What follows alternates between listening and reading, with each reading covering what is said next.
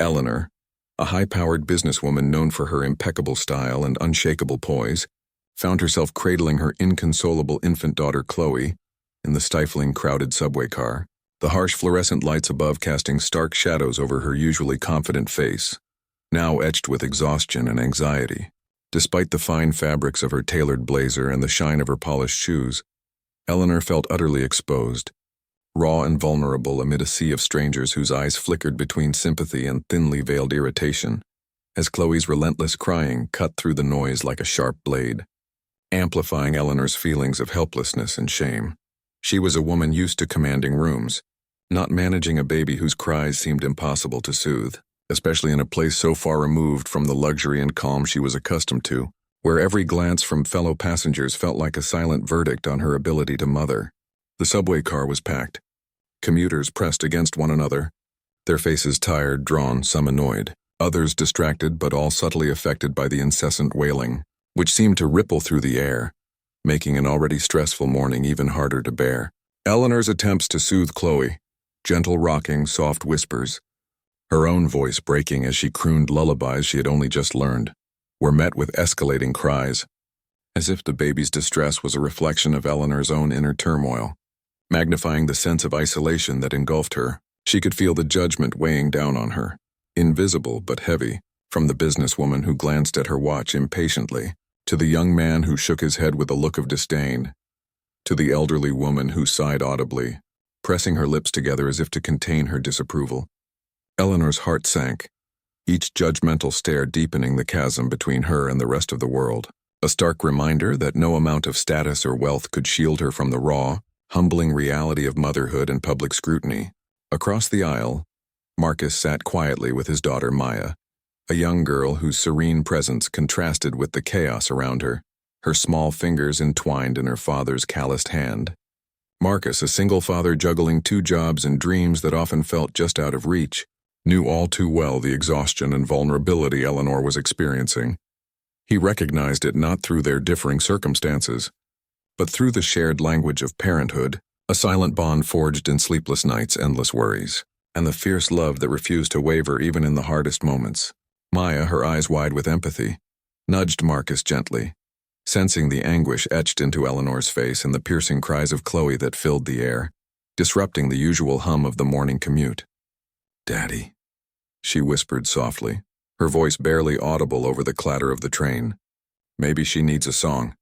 Marcus nodded slowly, a tender smile touching his lips as he rose carefully, steadying himself against the subway's movement, ready to offer what little he could, a small, simple gift born not of wealth or influence but of kindness and understanding. He began to hum, a soft, melodic lullaby that he often sang to Maya during the long nights when sleep was elusive, his voice low and soothing, threading through the tension in the car and weaving a fragile thread of calm amidst the chaos. The melody, gentle and unassuming, cut through the noise, wrapping around the passengers like a warm embrace, easing the collective breath held in quiet frustration. Slowly, almost imperceptibly at first, Chloe's cries softened, the piercing shrieks giving way to hiccuped sobs, then fading into silence, the baby's large eyes drawn irresistibly to the man who sang, her tiny hand reaching out tentatively toward the sound that promised safety and comfort. Eleanor's relief was overwhelming, tears spilling freely down her cheeks as she looked across the aisle at Marcus, a complete stranger whose simple act of empathy had pierced through the walls of judgment and exhaustion that surrounded her. In that moment, she felt a profound connection, a reminder that despite the vast differences in their lives, the luxury she had once taken for granted and the struggles Marcus faced daily, they shared something far more fundamental: the raw, unfiltered experience of love and the desperate need for kindness. The passengers around them shifted, their expressions softening as the lullaby's final notes hung in the air, a collective release of tension and a subtle acknowledgement of the fragile humanity that linked them all, beyond the barriers of class, race, and circumstance. The businesswoman who had earlier cast a sharp glance now looked away, contemplative rather than judgmental. The teenager lowered her phone, her face touched by a moment of quiet reflection. Even the elderly woman, whose sigh had seemed so laden with impatience, now regarded Eleanor with a softer gaze, a silent understanding passing between them. As the train approached Eleanor's stop, she carefully lifted Chloe, now peacefully asleep, and turned toward Marcus, her voice trembling with gratitude. "Thank you." He nodded, a gentle smile brightening his face, and crouched down to Maya, who beamed back at him with pride for the small miracle they had woven together on this ordinary morning in an extraordinary way. Stepping off the train, Eleanor carried with her more than just her sleeping child. She carried a renewed understanding that true wealth was not measured in material possessions or social status, but in the capacity to show compassion, to recognize the shared struggles hidden beneath polished appearances, and to offer comfort when it was needed most. That day on the subway, a simple lullaby sung by a man who had so little yet gave so much became a beacon of hope, and a reminder that kindness could bridge divides, heal invisible wounds, and transform moments of isolation into ones of profound connection. Eleanor's heart, once weighed down by exhaustion and shame, now carried a lightness born of gratitude and newfound perspective, inspiring her to face the challenges of motherhood with a softer spirit and an open heart. In the days and years to come, the memory of that gentle song would linger, a testament to the unexpected kindness that exists in the world, waiting to be discovered in the most unlikely places and moments. And though Eleanor and Marcus would likely never meet again, the bond formed in that subway car, a shared experience of vulnerability, empathy, and hope, would endure, a quiet but powerful thread weaving through their lives, reminding them both that no matter the obstacles, the universal language of love and kindness transcends all boundaries, connecting us all in our shared humanity. Eleanor sat tensely on the crowded subway, her sharp business suit feeling strangely out of place amid the clamor of everyday commuters. Usually she commanded attention in boardrooms with a calm confidence, but now, clutching her infant daughter Chloe close, she felt raw and exposed. Chloe's cries cut sharply through the noise, shattering the fragile bubble Eleanor had tried to maintain. The subway car was packed tight, bodies pressed close in the confined space, and with every ear-piercing wail, Eleanor felt more visible, and yet utterly alone. She tried to hush Chloe softly, swaying gently in the limited room, whispering soothing words she barely remembered from baby books, but nothing seemed to work.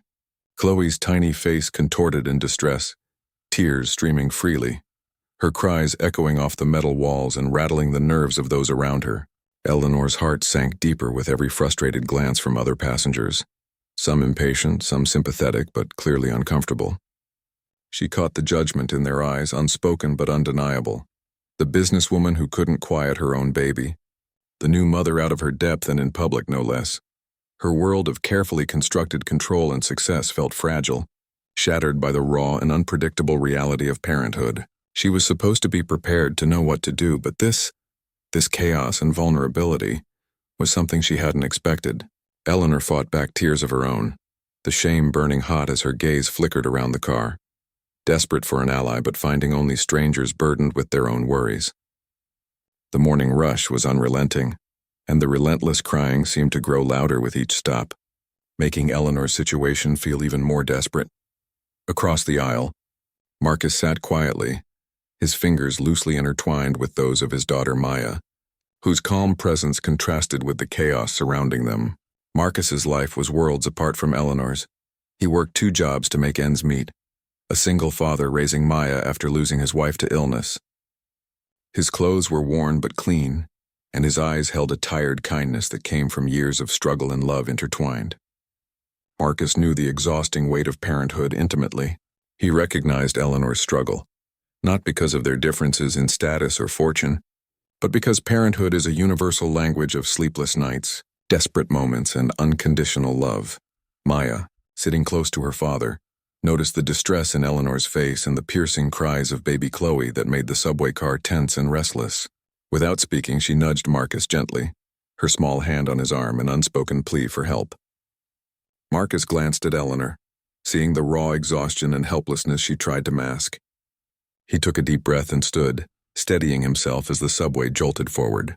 He didn't know what he could do, but he had learned over time that sometimes the smallest gestures held the greatest power. He began to hum softly, a simple lullaby, a melody he often sang to Maya during the quiet, sleepless hours when the world outside felt overwhelming. His voice was gentle, unassuming, threading through the tension like a soothing balm. Slowly, the subway car seemed to shift. Commuters softened their gaze, the murmur of complaints faded, replaced by a delicate quietude. The melody wrapped around the passengers, breaking through the harshness of the day, weaving a fragile thread of calm. Eleanor looked up startled as Chloe's cries faltered, her wide eyes locking onto Marcus's kind face. Her sobs slowed, becoming hiccups, then faded into a peaceful stillness as she reached out her tiny hand toward the stranger who had offered her comfort.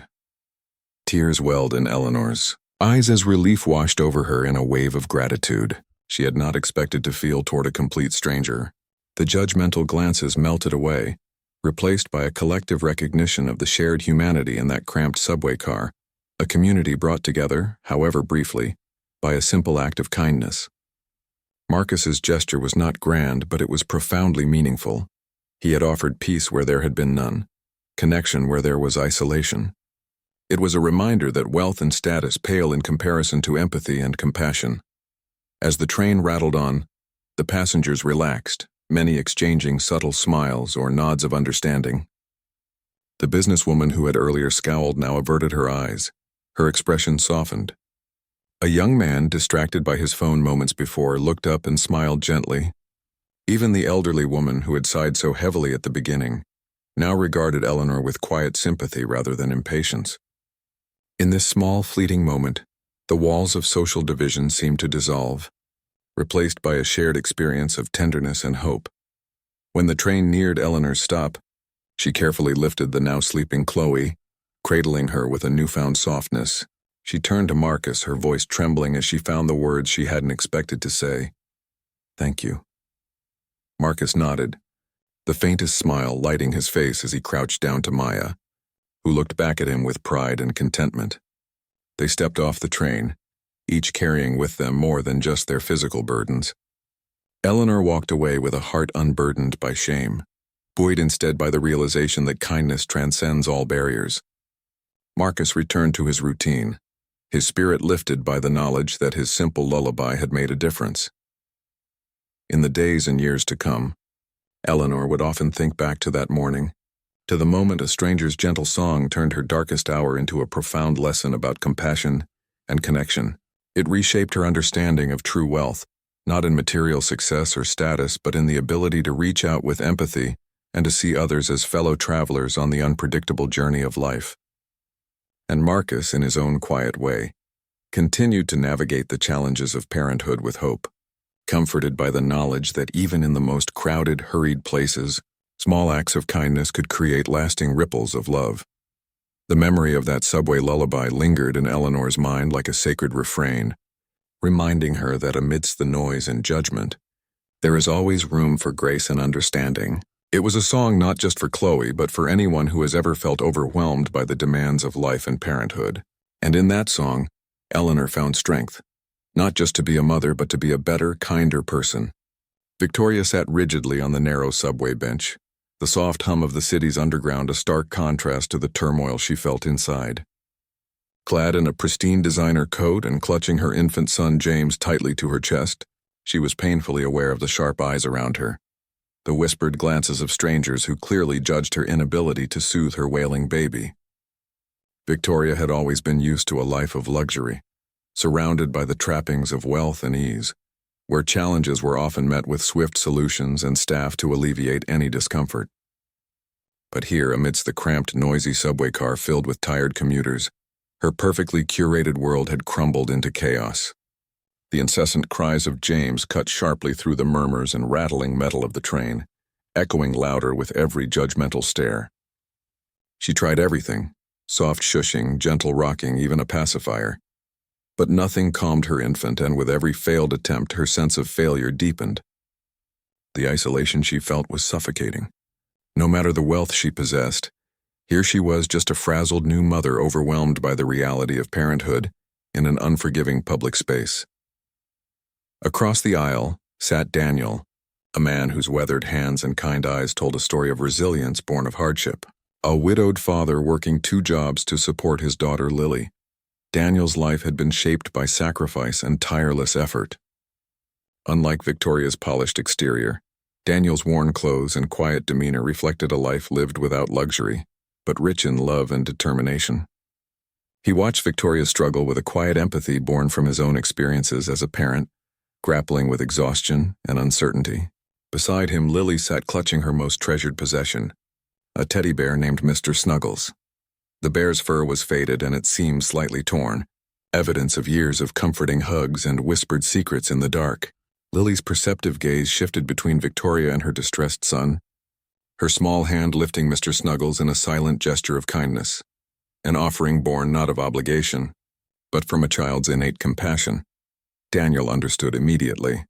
Rising slowly, he accepted the worn bear from Lily and approached Victoria with a hesitant smile, mindful of the invisible boundaries that often divide people in places like this.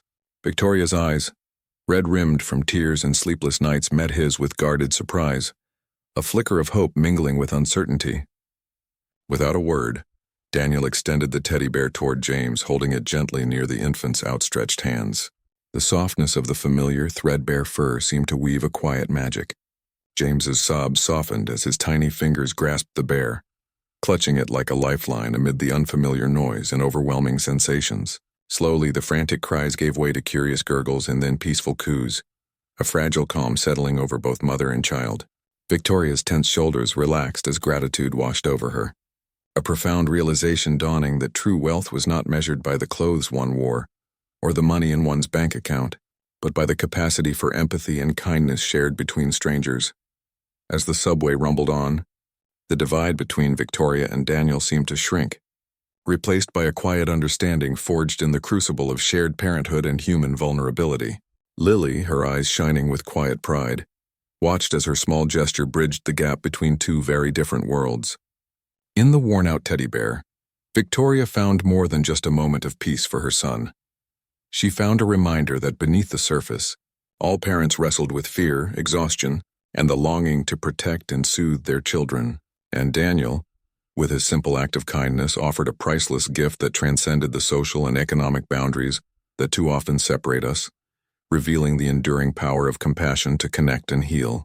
Sophia gripped her baby tightly on the crowded subway, the air thick with the mingled sense of hurried commuters and the faint metallic tang of the train, while Noah's piercing cries cut sharply through the hum of the rattling carriage, each desperate wail feeling like a personal indictment of her ability to manage motherhood, a role she had always approached with the same meticulousness and control she applied to her executive career but now found slipping through her fingers.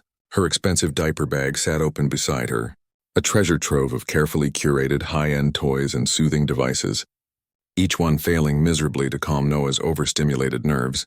From the soft pacifier that slipped from his mouth to the musical giraffe that had once lulled him to sleep, but now elicited only louder sobs.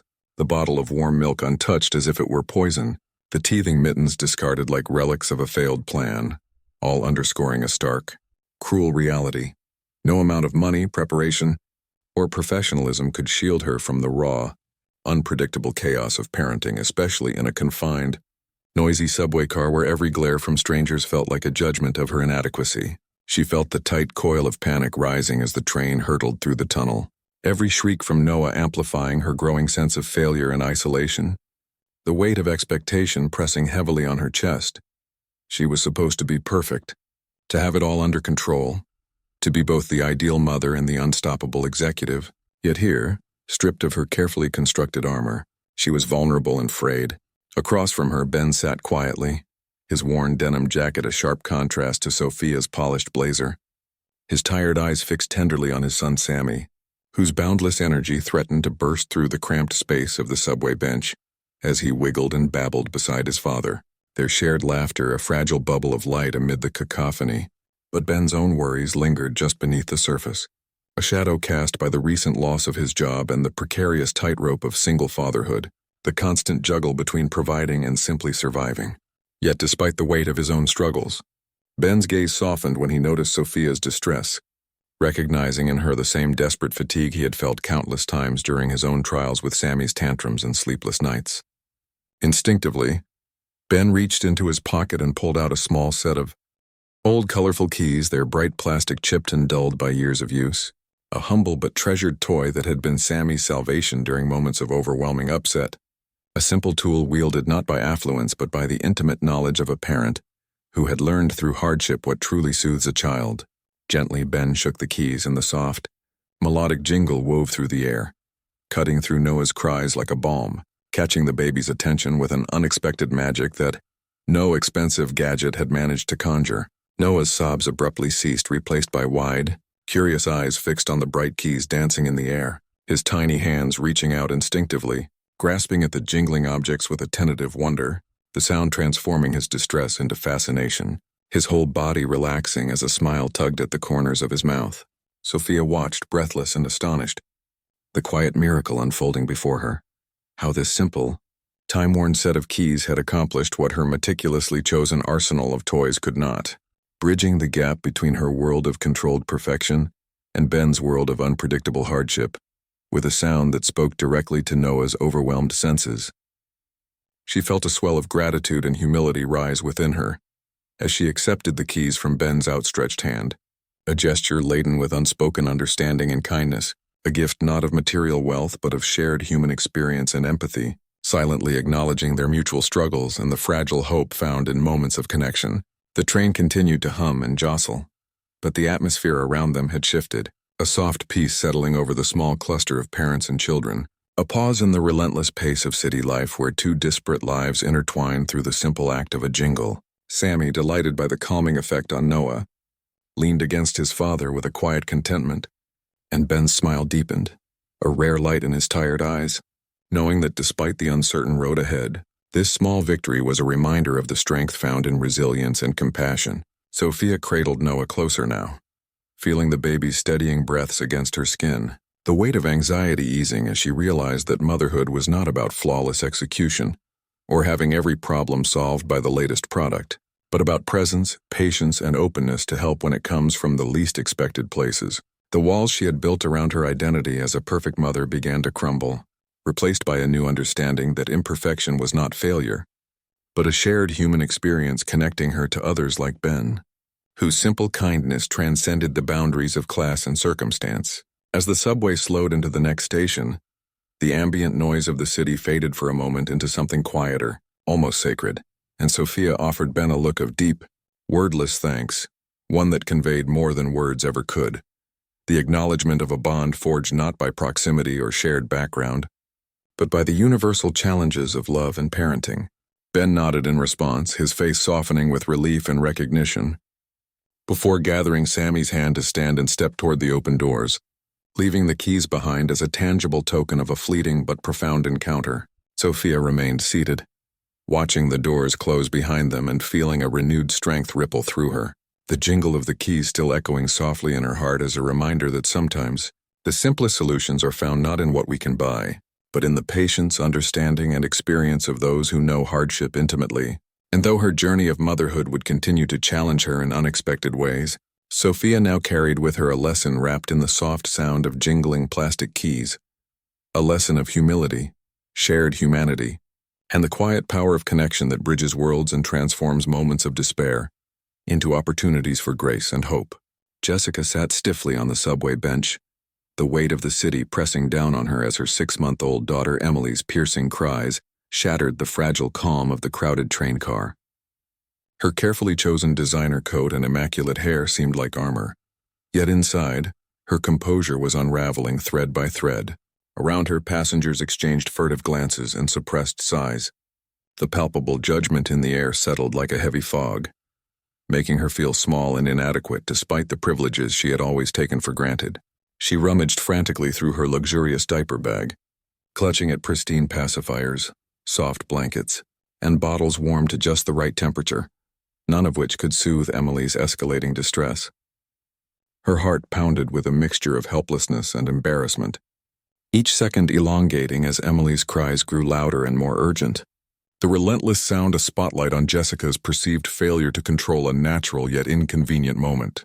Across the aisle, Tom, a single father whose worn clothes and calloused hands spoke of long hours spent juggling multiple jobs, watched quietly, his daughter Chloe sitting calmly beside him, her keen eyes reflecting both concern and empathy. Chloe, observant and tender-hearted beyond her years, nudged her father and pointed to her modest stash of fruit snacks, a small packet of colorful, soft treats that melted easily, an economical yet thoughtful comfort for the little joys and struggles of childhood. Understanding without hesitation, Tom retrieved one snack and extended it gently toward Jessica, his voice steady and kind as he said, "Sometimes they just need a little something to chew on." For a moment, Jessica hesitated, pride battling desperation, but the genuine warmth in Tom's eyes and the hopeful encouragement in Chloe's smile broke down her defenses. Accepting the offering, she carefully broke a piece from the snack and placed it tentatively near Emily's lips. The baby's wails faltered, replaced by curious nibbles and delighted gurgles as she explored the new texture and flavor. Relief flooded Jessica's chest, melting away the tension that had tightened her muscles, and she met Tom's gaze, seeing reflected there a shared human truth: parenting, regardless of wealth or status, was a journey of vulnerability, resilience, and unexpected kindness. In that simple exchange, the unspoken walls of class dissolved, revealing the profound connection forged by mutual understanding and compassion. As the train hummed steadily toward the next stop, Jessica cradled her quieted daughter with renewed hope. The weight of judgment lifted, replaced by the comforting realization that sometimes true help came not from privilege or power, but from a genuine heart willing to reach across divides and share a small snack, and in doing so, a moment of grace. Jessica sat upright in the crowded subway car, her back straight and shoulders squared, a poised picture of refinement in her cream-colored coat and neat curls pinned just so. Yet beneath this polished exterior, the threads holding her composure together were fraying fast. Cradled in her arms, her 6-month-old daughter Emily screamed with an intensity that pierced the drone of the train, her tiny fists flailing, cheeks flushed red, and eyes squeezed shut in inconsolable distress. Jessica's heart clenched painfully as the sharp, disapproving looks from the surrounding passengers began to weigh on her like a physical burden, each glare a quiet accusation, a judgment that her baby's public crying was a reflection of her own failure as a mother, or worse, a sign that she was incapable of managing the perfect image she so carefully cultivated. She had always prided herself on control. In her career, in her social circles, and now as a new mother, she was desperately clinging to that same sense of order. But motherhood, she was learning, was a wild, unpredictable thing, and the subway car was no place for imperfection. She grasped at her designer diaper bag, a soft leather piece embossed with subtle monograms, rifling through its contents in frantic search of anything that might calm Emily's cries. Wipes, pacifiers, bottles of breast milk kept warm just moments before, but all proved futile. The baby's screams only escalated, sharp and relentless, cutting through the air and drawing tighter the invisible net of scrutiny woven by the other passengers. Jessica's fingers trembled as she tried to soothe Emily, rocking gently, whispering soft words of comfort that seemed swallowed by the cacophony of noise and judgment around her. She swallowed the sting of tears threatening to spill, feeling more isolated than she ever had despite being surrounded by strangers. Across the aisle sat Tom, a man whose worn jeans and work boots contrasted starkly with Jessica's polished attire. He was a single father who bore the marks of a life shaped by struggle, the calluses on his hands, the deep lines around his eyes, and the quiet strength in his demeanor. Next to him, his daughter Chloe sat calmly, clutching a small, slightly battered backpack, her eyes wide and curious as she watched the scene unfold before her. Chloe's gentle gaze rested on Emily's distress, and without hesitation, she reached into her bag and pulled out a small packet of fruit snacks, their vibrant colors a cheerful contrast to the muted tones of the subway. Nodding toward her father, she quietly indicated that perhaps this small treat might help. Tom understood immediately. The fruit snacks were a modest luxury for their household, a small comfort saved for special moments when the pressures of daily life felt especially heavy. He took one of the soft, chewy pieces and extended it with a gentle kindness toward Jessica, his voice low and steady as he said, "Sometimes they just need a little something to chew on." The simplicity of the gesture cut through the tension like a balm. Jessica looked up, surprised and unsure at first. Pride and hesitation warred within her, but the genuine warmth in Tom's eyes and the hopeful encouragement in Chloe's smile softened her resolve. Slowly, she accepted the snack, the crisp packet crinkling softly in her hands. Bringing a small piece to Emily's mouth, she watched as the baby paused her cries to investigate the unfamiliar texture and sweet flavor. Emily's wails ebbed away, replaced by soft gurgles and distracted nibbling that brought an almost immediate peace to the air between them. Jessica's shoulders relaxed for the first time since the journey began, a tear slipping freely down her cheek, unnoticed in the dim light of the subway. She met Tom's eyes again, and in that shared glance, a profound understanding passed silently between them, that regardless of their different worlds, they were bound by the same fierce love and shared struggles of parenthood. The barriers that so often divided them, money, status, life experience, fell away, replaced by a simple human connection forged in compassion. The train rumbled steadily forward, carrying its passengers through the tunnels beneath the city.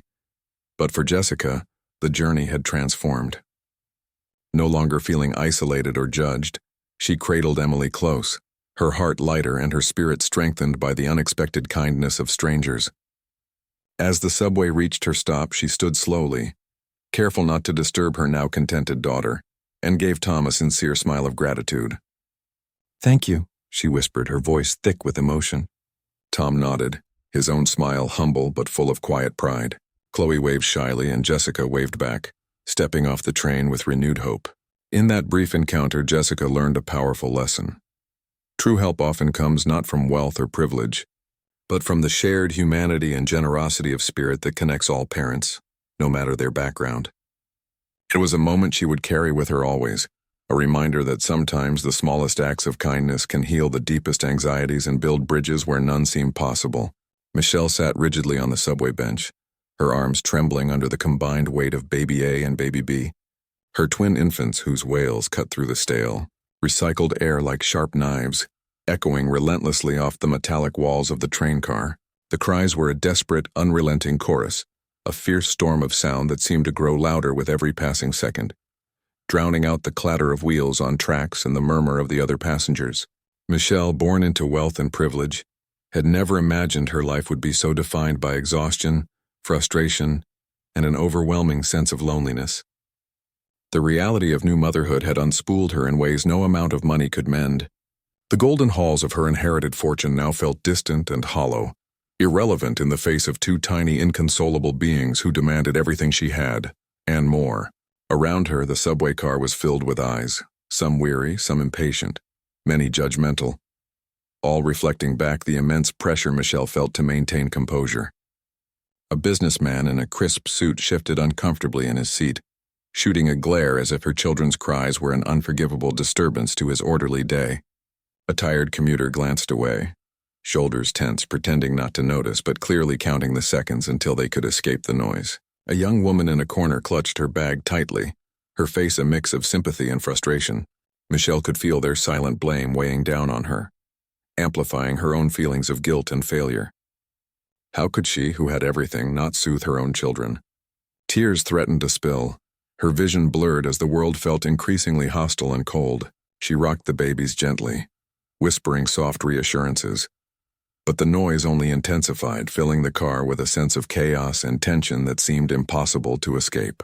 Across from her sat Chris, a man whose life was a mosaic of struggle and joy, a single father who understood the unpredictable and messy realities of parenting more intimately than most.